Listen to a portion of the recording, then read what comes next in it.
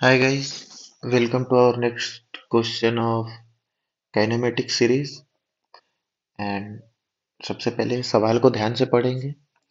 To boys are standing at the ends A and B of a ground where A B equals to a. The boy at B starts running in a direction perpendicular to AB with velocity v. The boy at A starts running simultaneously with velocity u and catches the other boy in a time t, where time t is, या फिर t का value पूछा है हमसे। देखो सवाल समझो। सबसे पहले देखो, दो लड़के हैं। ठीक है, मतलब टू बॉयज आर स्टैंडिंग। ठीक है, ये ए बना लेते हैं, ये बी बना लेते हैं, और यहाँ पे ए और बी खड़े हैं। ए और बी पॉइंट पे दो लोग, और ये जो डिस्टेंस है वो ए है।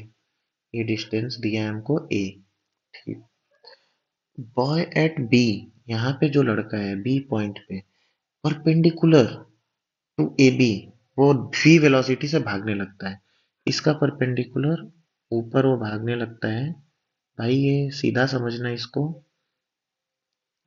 बस थोड़ा पेंसिल की वजह से सीधा नहीं बन पा रहा है। चलो ठीक है, फिर भी ये वी वेलोसिटी से भागने लगता है। अब ये जो ए पे खड़ा है, ये उसको पकड़ने के लिए दौड़ जाता है। अब तुम खुद सोचो,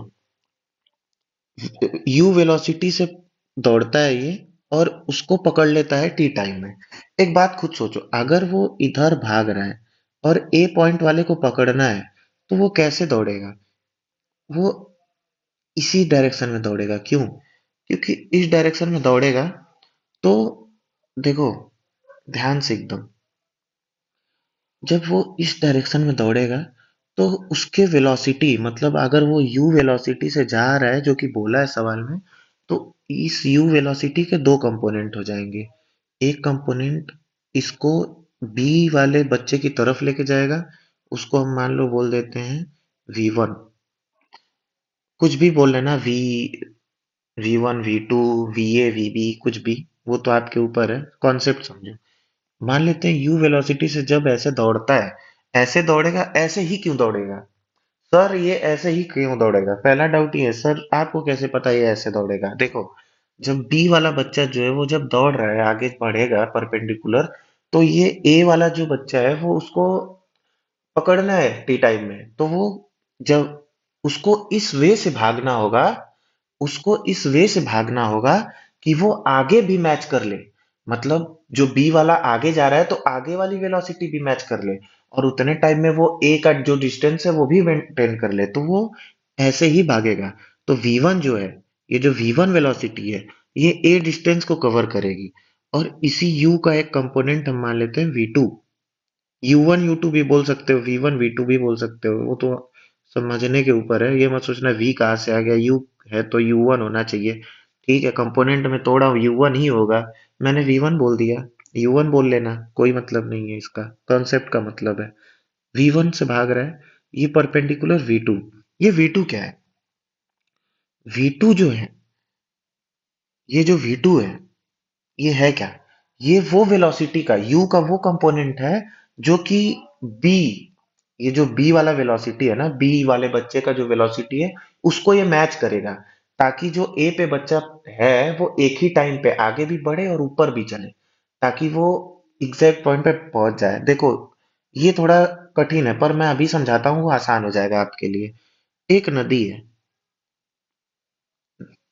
ये नदी है, ठीक है। अब यहाँ पे एक पॉइंट है, ए पॉइंट है मान लेते हैं। यहाँ पे से मुझे बी पॉइंट पे जाना है, ए से मुझे बी पे जाना है, ए से मुझे बी पे जाना है। और नदी जो है वो 5 किलोमीटर पर आवर के स्पीड से फ्लो कर रही है। अब मुझे ए से बी पे जाना है। तो अगर एक बात बताओ, अगर मैं बोट लेके या फिर खुद तैर के जाऊंगा, तो मुझे नदी, अगर मैं सीधे जाता हूँ ऐसे, अगर इस डायरेक्शन में, तो मुझे नदी कहीं ना कहीं यहाँ लेके जाएगी, कहीं भी इधर लेके जाएगी। तो मैं क्या करूंगा?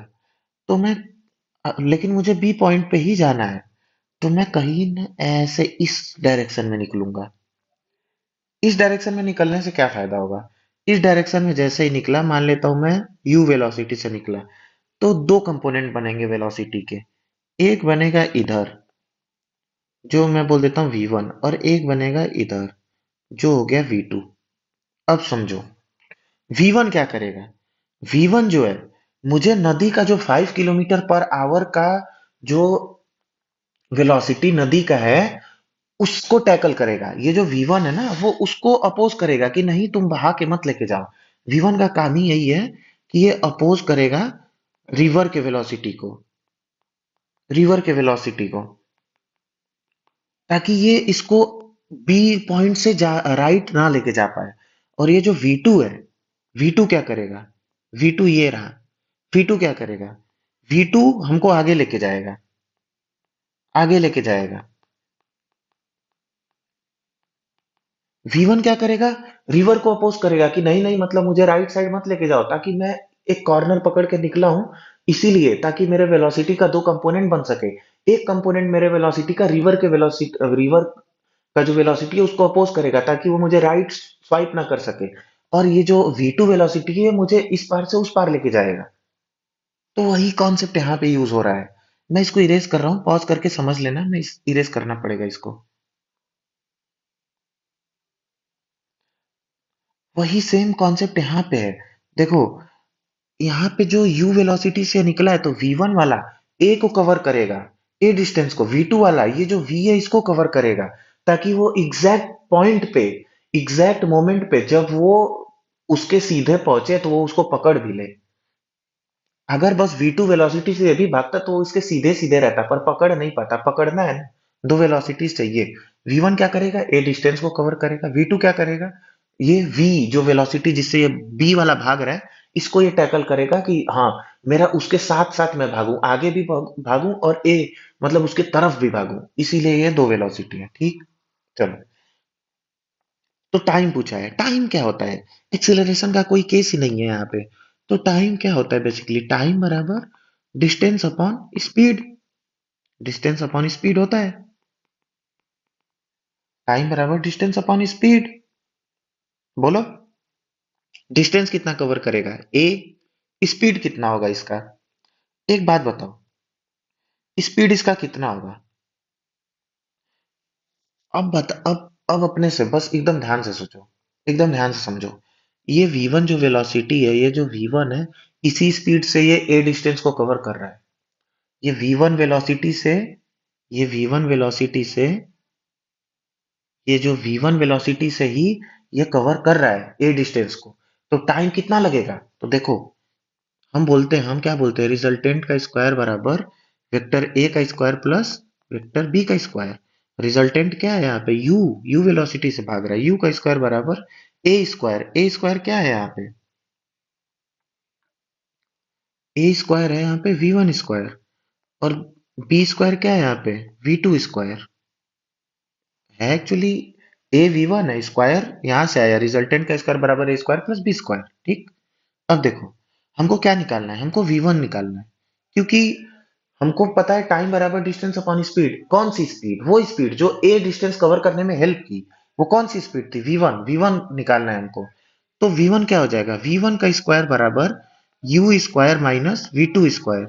देखो, बस इधर उधर स्वाइप करना है, कुछ नहीं है। u minus v2 square. ठीक, अब देखो, v1 का जब मैं स्क्वायर हटाऊंगा यहां से, तो उधर रूट हो जाएगा, u square minus v2 square. ठीक, u square minus v two square, यही है v1। तो टाइम में रख दो, टाइम बराबर डिस्टेंस, डिस्टेंस कितना है a, स्पीड कितना है under root u square minus v two square. सबसे पहला ऑप्शन देखेंगे आप लोग और सोचेंगे यही होना चाहिए, लेकिन ये गलत है, क्योंकि यहाँ पे साइन प्लस है, हमारा साइन माइनस है, माइनस में होना चाहिए। अब देखो, समझो ध्यान से। देखो, बस थोड़ा सा यहाँ पे v1 v2 के मानने में गलत हो सकता है, पर कॉन्सेप्ट अगर आप समझ जाओगे तो आंसर मायने नहीं करता। कॉन्सेप्ट समझना इंपॉर्टेंट होता है। कॉन्सेप्ट देखो, u square minus v two square. देखो, एक्चुअली सॉल्यूशन में यहाँ पे v1 है, बस हुआ क्या है, यहाँ पे मैंने जो कंपोनेंट्स लिए हैं ना, यहाँ पे मैंने जो कंपोनेंट्स लिए हैं, V1 की जगह मैंने V2 के ले लिया है।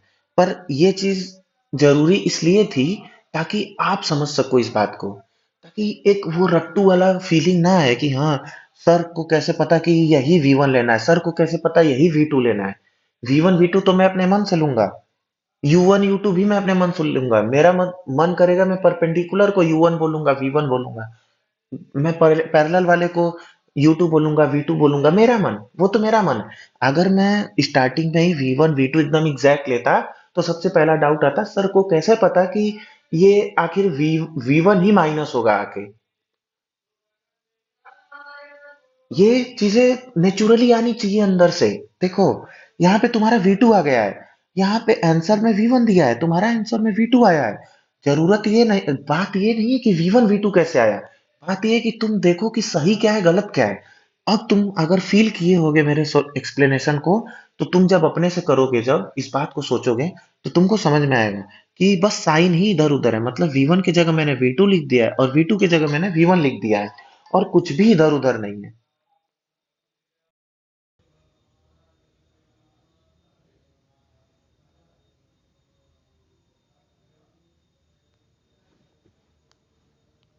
यहाँ पे बस यहाँ पे बस V1 और V2 का ही झोल है पूरा। देखो, ये चीज़ समझाने के लिए ज़्यादा ज़रूरी था कि हम V1 और V2 को मतलब पहली बार में ही कैसे सही ले सकते हो, पर ये समझना ज़्यादा ज़रूरी है। इसको समझो, t बराबर a upon under root u square minus V2 square.